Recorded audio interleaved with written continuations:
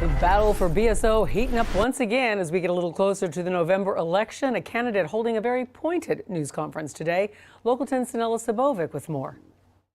H. Wayne Clark, a Republican running to become Broward's next top cop, just wrapped up a press conference here in front of BSO headquarters. He says Sheriff Gregory Tony is not cut out for the job, that the agency needs new leadership. And what's interesting to note is that 3 former Democratic candidates that did run for Broward Sheriff have crossed party lines and have now endorsed Clark.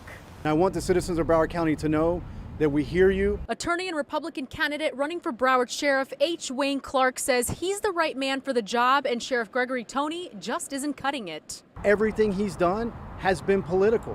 When it comes to hiring, when it comes to firing, when it comes to even having discussions with the union. Clark announced today that for the past year, he's been putting together a bipartisan safety advisory council designed, he says, to fix what's wrong with BSO. This race is not about Democrats and Republicans. This race is about fixing what's broken here in the community. This race is about moving forward and taking and making progress in Broward County to make Broward County safe. Speaking of removing politics out of the equation, what's pretty surprising is that 3 former Democratic candidates for sheriff, Willie Jones, Al Pollack, and Santiago Vasquez, are a part of this Safety Advisory Council and have crossed party lines to support Clark. We're supporting Mr. Clark because he's the right person for the job.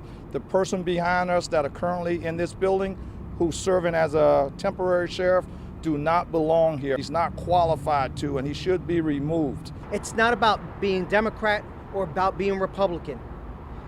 We need to make sure that we put the right person in office.